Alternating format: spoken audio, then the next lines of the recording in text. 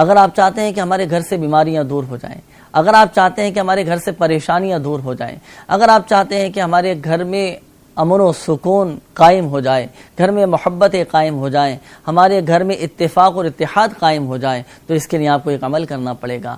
عمل کیا ہے؟ میرے شیخ طریقت امیر اہل سنت دامت برکاتہم العالیہ نے مدنی پنصورہ میں ایک عمل تحریر فرمایا ہے کہ جو کوئی کورے پیالے پر، کورا پیالہ یعنی غیر استعمال شدہ پیالہ یعنی نیا پیالہ، جو کوئی کورے پیالے پر اللہ تبارک و تعالی کا یہ صفاتی نام یا والی جو کوئی ایک بار لکھ کر اب اس پیالے میں پانی بھر کر گھر کے چاروں دیواروں پر پانی چھڑکے تو انشاءاللہ عز و جل گھر آفتوں سے محفوظ رہے گا، اس گھر سے بیماریاں دور ہو جائیں گی، اس گھر سے پریشانیاں دور ہو جائیں گے۔ اب آئیے اس کا میں آپ کو طریقہ بتاتا ہوں کہ لکھنا کیسے ہے۔ جب یہ آپ لکھیں تو کوشش کریں کہ باوضو اللہ تبارک و تعالی کا یہ صفاتی نام لکھیں تاکہ زیادہ برکتیں حاصل ہوں۔ اس میں جو دائرے والا حرف ہے واو، تو اس کا دائرہ بھی کھلا ہوا ہونا چاہیے، اور لکھنے کا کوئی مخصوص وقت نہیں، آپ جب چاہیں جس وقت چاہیں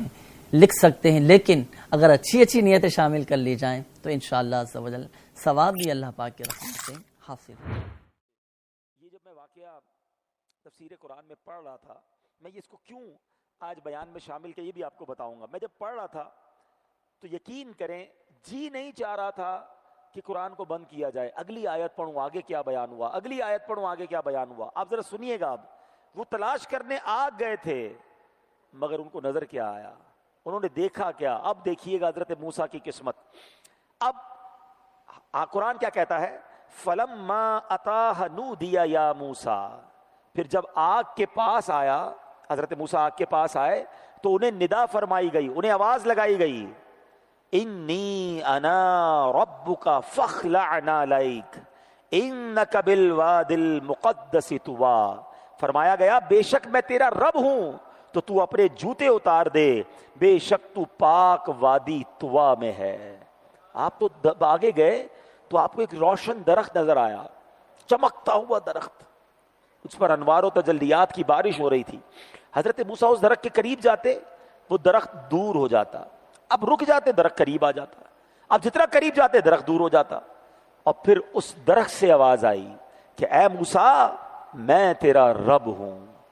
اللہ کریم نے حضرت موسیٰ سے اس مقام پر کلام فرمایا، اور یہ گویا اللہ کریم کی طرف سے بلاوا تھا آپ کو، آپ اس آگ کی طرف گئے، اور اب کیا فرمایا گیا؟ اے موسیٰ اپنے چپل اتار دے، بے شک تو مقدس وادی طوا میں ہے، آپ ایسی جگہ پہنچ گئے جہاں رب سے ہم کلام ہو رہے ہیں۔ اللہ اکبر۔ اب یہاں بھی بہت پیاری پیاری باتیں سیکھنے کو ملی ہیں۔ کیا کہا گیا؟ جوتے اتار دے۔ علماء نے، مفسرین نے اس کی وجہ بیان کی کہ اس کی وجہ کیا تھی۔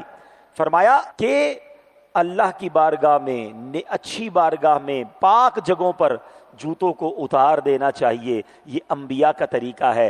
ایک وجہ یہ بھی تھی کہ اس مقدس وادی طوا کی مٹی جو ہے وہ حضرت موسیٰ علیہ السلام کے قدموں سے مس ہو جائے، حضرت موسیٰ کو اس جگہ کی برکتیں نصیب ہو جائیں۔ سبحان اللہ۔ اب علماء نے کتنا پیارا قرآن سے استنباط کیا، قرآن سے ہمیں سمجھایا کہ اللہ کی بارگاہ میں جب بھی دعا کریں چپل اتار لینا چاہیے۔ بالکل اسی طرح اگر کوئی شخص عشق کے عالم میں، ادب کے عالم میں، مکہ پاک میں، مدینہ طیبہ میں ننگے پیر رہتا ہے تو یہ بھی بڑا اچھا طریقہ ہے، اس میں کوئی حرج نہیں ہے۔ جب حضرت موسیٰ علیہ السلام سے کہا جا رہا ہے اے موسیٰ تو مقدس وادی طوا میں ہو، اپنے چپل اتار دو، تو اگر آج کوئی مزارات اولیاء پر جا کر یا مقدس مقام پر ننگے پیر رہتا ہے تو اس پر اعتراض نہیں کرنا چاہیے۔ اور یہاں ایک اور بات بھی پتہ چلی کہ چپل اس لیے اتروائے گئے تھے کہ پاک مٹی سے پیر ٹچ ہو جائیں، برکت حاصل ہو جائے۔ تو اگر آج بھی کوئی کعبے کی دیوار کو ٹچ کر لے، گنبد خضرا یا مدینہ شریف کی دیواروں کو مس کرے، مزارات اولیاء پر برکت کے لیے ہاتھ یا جسم کو ٹچ کرتا ہے، تو اس میں کوئی حرج نہیں ہے۔ یہ قرآن ہمیں سکھا رہا ہے۔ سبحان اللہ عز و جل۔ اور ہمارے بزرگوں کا طریقہ مدینے کے بارے میں، اللہ اکبر۔ حضرت امام مالک کروڑوں مالکیوں کے پیشوا ہیں، جانتے ہیں امام مالک کو؟ 4 فقہ ہیں، حنفی، حنبلی، شافعی اور مالکی۔ امام مالک کروڑوں مالکیوں کے پیشوا ہیں۔ آپ پوری زندگی مدینے میں رہے اور زندگی بھر آپ نے مدینے میں چپل نہیں پہنے، زندگی کا اکثر حصہ مدینے میں گزرا، ننگے پیر رہے، اور اس کے بعد آپ جو ہے رفع حاجت کے لیے، واش روم جانے کے لیے مدینے کی حدود سے باہر جاتے تھے۔ ایک بار امام شافعی آپ کے پاس آئے رضی اللہ تعالیٰ عنہ، انہوں نے دیکھا کہ امام مالک کے گھر کے باہر بہت خوبصورت گھوڑے بندھے ہوئے ہیں، بہت قیمتی گھوڑے ہیں۔ کہا اے امام مالک کتنے پیارے تمہارے پاس گھوڑے ہیں، کتنے زبردست سواریاں ہیں۔ امام مالک کہتے ہیں سارے گھوڑے تم لے جاؤ۔ امام شافعی سے فرمایا کہ آپ لے جائیں۔ کہا حضرت ایک تو رکھ لیں اپنے پاس۔ کہا مسئلہ یہ ہے میرا دل گوارا نہیں کرتا کہ اس زمین پر میں گھوڑے پر سواری کروں اور میرا گھوڑا اپنے خروں سے اس زمین کو روندے جس زمین کے اندر میرے آقا علیہ الصلوۃ والسلام رب کے حبیب آرام فرما ہے۔ اب یہاں میں ایک اور نقطہ پیش کر دوں۔ لوگ کہتے ہیں یہ کہاں لکھا ہے، اس کو کوئی ایویڈنس لے کر آؤ۔ بہت ساری کتابیں دلوں میں لکھی ہوتی ہیں، بہت ساری باتیں دلوں میں ہوتی ہیں۔ یہ کون سی کتاب میں لکھا تھا کہ امام مالک ننگے پیر مدینے میں رہیں؟ یہ کہاں لکھا ہے کہ امام مالک گھوڑے پر سواری نہ کریں؟ ارے عشق کے دستور نرالے ہوتے ہیں۔ بڑی پیاری بات عاشق کہتے ہیں نا، ارے نبی پاک سے عشق کرنا یہ ہمارے نصیبوں میں لکھا ہے۔ تو بہرحال ہر بات کتاب سے دلیل نہیں ہوتی، عشق کا ہر وہ انداز جائز ہے جو شریعت سے نہ ٹکراتا ہو۔ ہاں ہم خود کنڈیم کریں گے اگر کوئی مزارات اولیاء پر جا کر سجدہ کرتا ہے وہ حرام ہے، اگر کوئی طواف کرتا ہے وہ درست نہیں ہے، لیکن اگر کوئی ادب سے اس جگہ کو مس کرتا ہے، وہاں جا کر برکتیں لوٹتا ہے تو اس پر بھی اعتراض نہیں کرنا چاہیے۔ ہم یہ نہیں کہتے جو مدینے میں چپل پہنتا ہے وہ بے ادب ہے، جو سواری پر بیٹھتا ہے وہ بے ادب ہے، لیکن جو نہیں پہنتا اسے بھی تو کچھ نہ کہو، اس کا اپنا عشق ہے، اس کا اپنا انداز ہے۔ تو بہرحال میرے میٹھے اسلامی بھائیوں، اب اللہ نے موسیٰ علیہ الصلوۃ والسلام سے کلام کیا کیا، قریب بلایا، اب کہا چپل اتار دو، اور اب کلام کیا ہوتا ہے؟ سبحان اللہ۔ اللہ فرماتا ہے آگے ایک آیت کے بعد، اننی انا اللہ لا الہ الا انا فاعبدنی واقم الصلاۃ لذکری۔ اللہ فرماتا ہے بے شک میں ہی اللہ ہوں، میرے سوا کوئی معبود نہیں، تو میری عبادت کرو اور میری یاد کے لیے نماز قائم رکھ۔ ایمان لانے کے بعد جو سب سے اہم فریضہ ہے وہ نماز ہے، سب سے پہلا فرض نماز قرار دیا گیا۔ مگر آج بہت سارے لوگ ایسے ہیں جو فقط رمضان میں نماز پڑھتے ہیں یا پھر جمعے کی نماز پڑھتے ہیں۔ ایسا نہ کیا کریں۔ یہ جو لوگ مسجد میں نہیں آتے نا، جمعے کو آتے ہیں، کہتے ہیں میں تو صرف جمعے کو جاتا ہوں۔ ارے تمہاری کیا اوقات کہ تم یہ کہو کہ میں نہیں آتا، تمہیں بلایا نہیں جاتا۔ جو مسجد میں نہیں آتا نا وہ توبہ کرے کہ اسے اللہ اپنے گھر میں نہیں بلا رہا۔ بندہ نہ آئے تو توبہ کرے اللہ سے، اللہ کون سا گناہ ہو گیا، میری حاضری نہیں ہو رہی ہے، کرم کر مجھے اپنے گھر میں بلائی رکھنا، مہمان بنائی رکھنا، اپنے پاس بلاتے رہنا۔ اور سنو، جب کریم بلاتا ہے نا تو خالی نہیں لوٹاتا، ہاں جب گھر بلاتا ہے تو جھولی بھر کر لوٹاتا ہے۔ تو مسجد کو چھوڑ کے مت چلے جانا رمضان کے بعد۔ مسجد کے اندر ایسے لگ رہا ہوتا ہے کہ مچھلی پانی کے باہر ہے، بے چین بے کل، سب سے آخر میں آنا ہے، ادھر امام صاحب نے سلام پھیرا ادھر جانا شروع، دعا مانگنے کا بھی ٹائم نہیں ہے۔ امام صاحب 2 منٹ نماز لیٹ کر دے تو امام صاحب کو پکڑ لیتے لوگ، بھائی کیا ہو گیا حضرت 2 منٹ لیٹ کر دی آپ نے، دعا 1 منٹ لمبی کرا دی۔ یہی 2 منٹ لیٹ کرنے کی شکایت کرنے والا باہر پان کی دکان پہ آدھا گھنٹہ کھڑا رہ جائے گا، موبائل فون کھولے گا تو سمجھ نہیں آئے گا 2 گھنٹے نکل جائیں گے۔ اللہ کے گھر میں 1-2 منٹ زیادہ نکلتے تو ٹینشن شروع ہو جاتی ہے۔ پوچھو اپنے دل سے کیوں مسجد میں قرار نہیں آ رہا؟ اب آپ نے ثابت کرنا ہے۔ ہاں یہ شیطان ہے جو مسجد سے کھینچ کے لے جائے گا۔ اب مقابلہ شروع ہو گیا ہے، کاؤنٹ ڈاؤن شروع ہو گیا ہے، تیار ہو جاؤ کہ اے شیطان تجھے جو کرنا ہے کر لے، ہم مسجد سے دور نہیں ہوں گے انشاءاللہ۔ ہم روز اللہ کے گھر میں حاضری دیں گے، ہم روزانہ نماز پابندی سے پڑھیں گے انشاءاللہ۔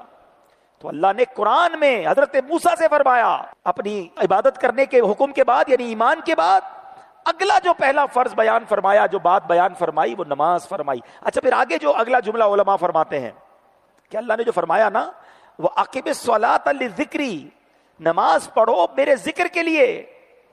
اب یہاں بھی بڑی کمال کی بات علماء فرماتے ہیں کہ یہاں یہ جو جملہ ہے نا لذکری، اس میں یہ بتایا گیا کہ لوگوں کو دکھانے کے لیے نہیں، ہاں نماز پڑھنی اللہ کے لیے۔ یہاں یہ بھی بڑا مسئلہ ہے، پہلے تو شیطان کرنے نہیں دیتا ہمیں نیکی، کر لیں تو بچانے نہیں دیتا۔ اب دکھلاوا، بناوٹ، یاد رکھیے گا، ایک حدیث آپ سب کو یاد ہوگی، انما الاعمال بالنیات، یاد ہے نا؟ اعمال کا دار و مدار نیتوں پر ہے۔ آپ کو پتہ ہے یہ نیت کتنی خطرناک چیز ہے، اچھی بھی ہے اور خطرناک کیسی ہے؟ دو بندے ساتھ نماز پڑھ رہے ہیں، کاندھے سے کاندھا ملا ہوا ہے، ایک کی نماز اسے جنت میں لے جا رہی ہے اور برابر والے کی نماز اسے دوزخ میں لے جا رہی ہے، نماز ہی دوزخ میں لے جا رہی ہے۔ یہ کیسے پاسبل ہے؟ یہی فرق ہے نیت کا، good intention and bad intention, اچھی نیت اور بری نیت۔ اچھی نیت کیا ہے؟ اللہ کا حکم ہے اس لیے نماز پڑھ رہا ہوں، میرے مالک کی بندگی کر رہا ہوں، اللہ کی رضا کے لیے پڑھ رہا ہوں، مجھ پر فرض ہے اس لیے پڑھ رہا ہوں۔ انشاءاللہ ان نیتوں کے ساتھ جو نماز پڑھ رہا ہے وہ نماز اسے جنت پہ لے جا رہی ہے۔ کوئی اس لیے پڑھ رہا ہے کہ یار وہ فلاں حاجی صاحب دیکھ رہے ہیں، ذرا دیکھیں گے تو بعد میں مجھے کہیں گے کہ یار پکا نمازی ہے، تھوڑا سا قرضہ مل جائے گا، تھوڑی مدد مل جائے گی، ہیں؟ کچھ لوگ ہوتے ہیں جو گھر میں نماز پڑھیں تو اتنی اسپیڈ میں پڑھیں کہ بندہ گن نہیں سکتا رکعتیں ان کی، ادھڑا دھڑ 2-4 منٹ میں تو ساری نماز پوری ہو جاتی ہے، اور مسجد میں آئے تو لمبی لمبی نماز، سب کے سامنے لمبی نماز، اکیلے میں شارٹ۔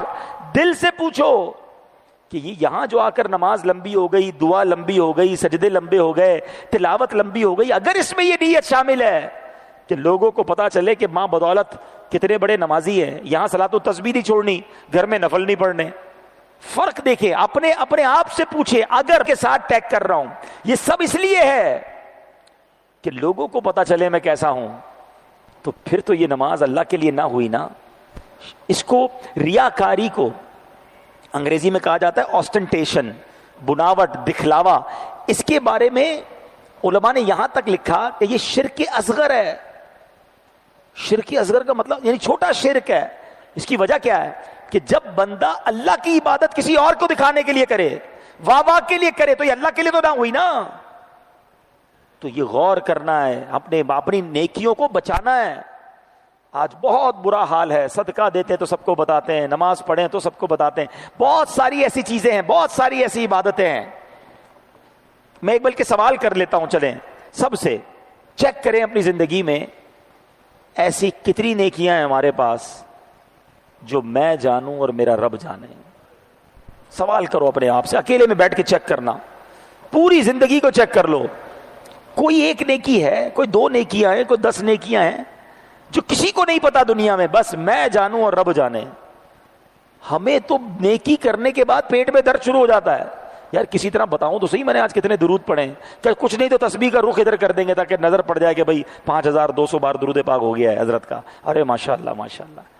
خود سوچیں اپنے دل سے، یعنی ہم اکیلے میں بھی کوئی نیکی کرے نا تو جی چاہتا ہے کسی طرح بتائے۔ اب مثال کے طور پہ کسی نے تہجد کی نماز پڑھی ہے، اب جب سے پڑھی ہے جب سے ٹینشن ہے، یار دیکھا ہی نہیں کسی نے، میں تو اکیلا پڑھ کے آیا ہوں، اب بتاؤں کیسے؟ کوئی تو طریقہ ڈھونڈوں جس سے سامنے والے کو پتا چل جائے کہ میں نے تہجد پڑھی ہے۔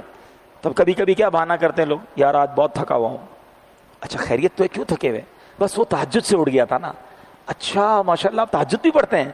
بس اس نے یہ کہا آپ تہجد پڑھتے ہیں، ادھر دل میں ٹھنڈک پہ گئی، وہ پنجابی میں کہتے دل وچ ٹھار پہ گئی ہے۔ وہ واٹس ایپ پہ نہیں ہوتا، ہمارا میسج ریسیو ہوتا ہے تو بلو ڈبل ٹک ہو جاتا ہے، تو ہم کو لگتا ہے میری تہجد اس کو ریسیوڈ ہو گئی ہے، بس انا للہ و انا الیہ راجعون۔ پتہ ہے اگر یہ نیت یہ تھی نا کہ اس کو تہجد پتہ چل جائے تو اس کو ریسیوڈ ہو گئی، تمہاری ڈیلیٹ بھی ہو گئی۔ یہ سمجھو بات کو۔ علماء فرماتے ہیں کہ نیکیوں کو، اخلاص کی ڈیفینیشن یہ بیان کی کتابوں میں کہ نیکیوں کو اس طرح چھپائیں جیسے بندہ اپنے گناہوں کو چھپاتا ہے۔ بتائیے ہم چاہتے ہیں ہمارے گناہ کسی کو پتہ چلیں؟ نیکیاں تو ڈھونڈ ڈھونڈ کے بتائیں گے، ہم تو ملتے رہتے ہیں نا لوگوں سے۔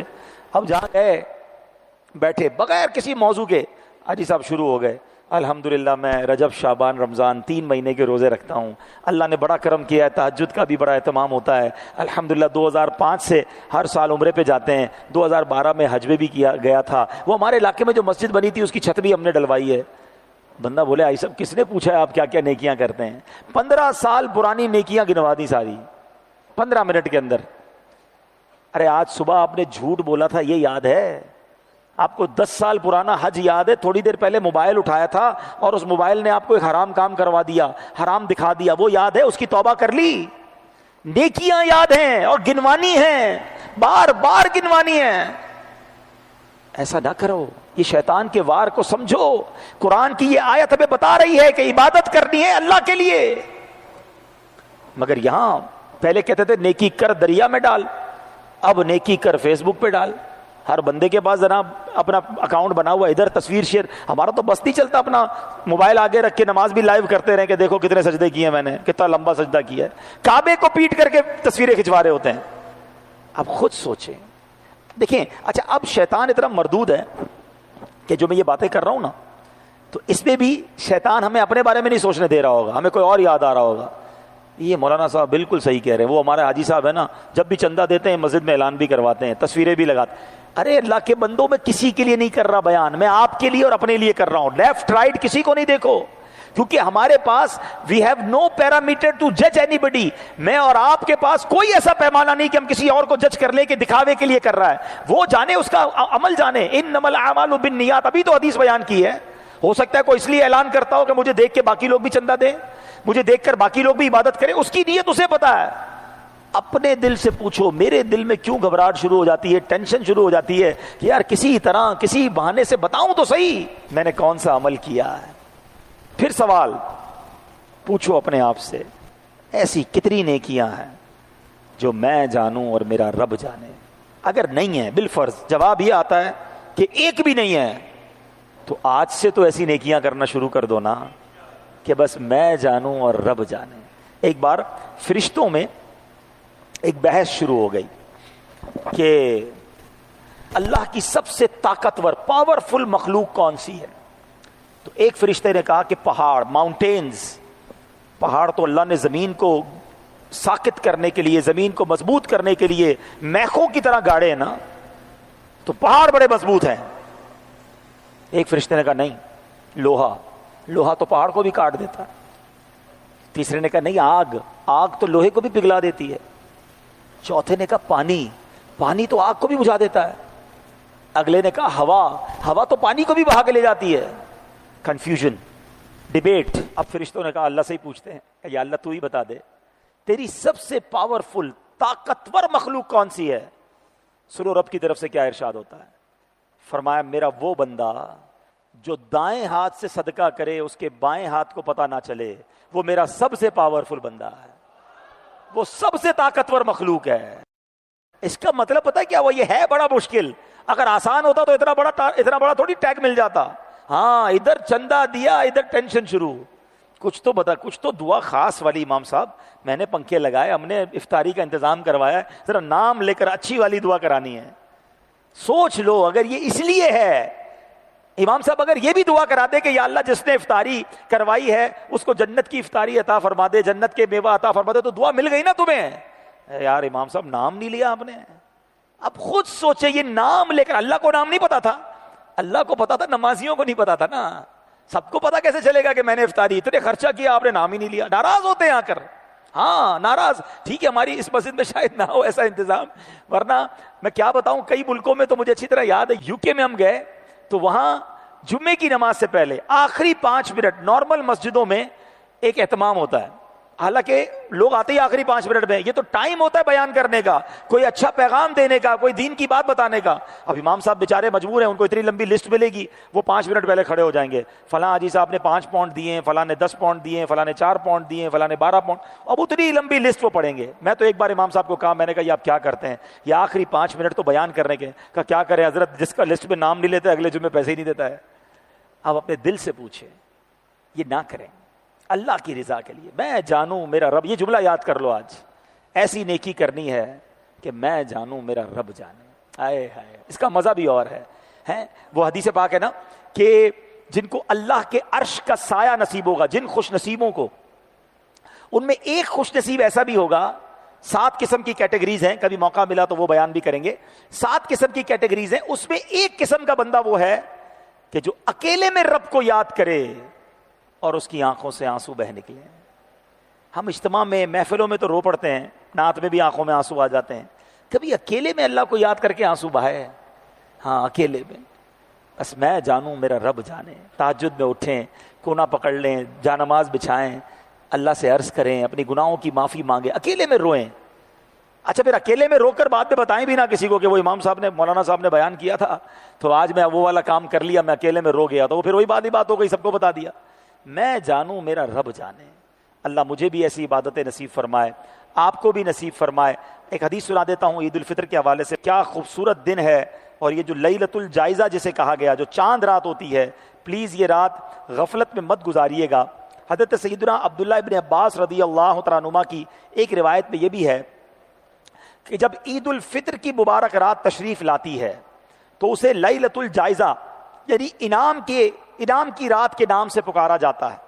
جب عید کی صبح ہوتی ہے تو اللہ عز و جل اپنے معصوم فرشتوں کو تمام شہروں میں بھیجتا ہے۔ سنو، عید والے دن اللہ کی طرف سے کیا اہتمام ہوتا ہے، تمام شہروں میں اللہ فرشتے بھیجتا ہے، وہ زمین پر تشریف لا کر سب گلیوں اور راہوں کے سروں پر کھڑے ہو جاتے ہیں، ہر راستے پر فرشتے کھڑے ہوتے ہیں اور اس طرح ندا دیتے ہیں، آواز لگاتے ہیں، اے امت محمد صلی اللہ تعالی علیہ وسلم، اس رب کریم کی بارگاہ کی طرف چلو جو بہت زیادہ عطا کرنے والا اور بڑے سے بڑا گناہ معاف فرمانے والا ہے۔ پھر اللہ عز و جل اپنے بندوں سے یوں مخاطب ہوتا ہے، اے میرے بندو، مانگو کیا مانگتے ہو، میری عزت و جلال کی قسم، آج کے روز اس عید کے اجتماع میں اپنی آخرت کے بارے میں جو سوال کرو گے وہ پورا کروں گا، اور جو کچھ دنیا کے بارے میں مانگو گے اس میں تمہاری بھلائی کی طرف نظر فرماؤں گا۔ ہم عید کے دن اپنی دنیا کے لیے جو مانگیں گے، اللہ جو اس میں ہمارے لیے بہتر ہوگا عطا فرمائے گا۔ میری عزت کی قسم، جب تک تم میرا لحاظ رکھو گے میں بھی تمہاری خطاؤں کی پردہ پوشی فرماتا رہوں گا۔ میری عزت و جلال کی قسم، میں تمہیں حد سے بڑھنے والوں یعنی مجرموں کے ساتھ رسوا نہ کروں گا۔ بس اپنے گھروں کی طرف مغفرت یافتہ لوٹ جاؤ، تم نے مجھے راضی کر دیا اور میں بھی تم سے راضی ہو گیا۔ تو عید کی رات اور عید کا دن یہ مزدوری ملنے کی رات اور مزدوری ملنے کا دن ہے۔ کبھی ایسا آپ نے دیکھا ہے کہ جس نوکر کو تنخواہ ملنی ہو اسی دن جا کے سیٹ کو ناراض کر دے، سیٹ کے پاس جائے اور بدتمیزی شروع کر دے، بونس ملنا ہے اور جا کے سیٹ کے ساتھ بدتمیزی شروع کرے؟ بندہ بولے یار تنخواہ والے دن تو ایسا نہیں کرنا تھا، آج تو بونس ملنا تھا، آج ہی ناراض کر دیا صاحب کو۔ ارے جس رات مزدوری ملنی ہے وہ رات گناہوں میں گزاریں گے، جس دن مغفرت ملنی ہے عید کے دن وہ عید گانے بازوں میں اور بے حیائی میں گزاریں گے؟ نہیں میرے میٹھے اسلامی بھائیوں، حضرت عمر رضی اللہ تعالیٰ عنہ، آپ کا مرتبہ کیا ہے؟ آپ کے بارے میں آتا ہے کہ حضرت عمر کے بارے میں نبی پاک علیہ الصلوۃ والسلام فرماتے ہیں کہ میرے بعد کوئی نبی ہوتا تو عمر ہوتا، مگر وہ عمر جب ان کے گھر پہ لوگ عید والے دن جا کر دروازہ کھٹکھٹاتے ہیں، آپ دروازہ کھولتے ہیں، آنکھوں میں آنسو ہیں، لوگ کہتے ہیں عمر عید کا دن اور آنکھوں میں آنسو کیسے؟ حضرت عمر جیسی ہستی کیا کہتی ہے؟ آپ کہتے ہیں عید تو اس کی ہوتی ہے جسے معلوم ہو کہ اس کے روزے قبول ہوئے کہ نہیں۔ عمر نہیں جانتا کہ اس کے روزے قبول ہوئے کہ نہیں، حضرت عمر یہ کہہ رہے ہیں۔ اور ہم جیسا غافل اگر گناہوں میں عید گزارے تو پلیز اس بار عید میں گناہوں کے سیلاب میں نہیں بہنا، خوشی میں بھی رب کو یاد کرنا ہے، نمازوں کی پابندی کرنی ہے۔ اللہ پاک ہم سب کو ماہ رمضان کی برکتیں بھی عطا فرمائے۔ لیلۃ الجائزہ میں جب مزدوری بٹے، اللہ ہمیں بھی اپنے کرم کے خزانوں سے عطا فرمائے۔ عید کے اجتماع میں جب مغفرت کے پروانے تقسیم ہوں، میرے مولا ہمیں بھی اس مغفرت کے اعلان سے محروم نہ کیجیو، آمین بجاہ النبی الامین صلی اللہ تعالی علیہ وسلم۔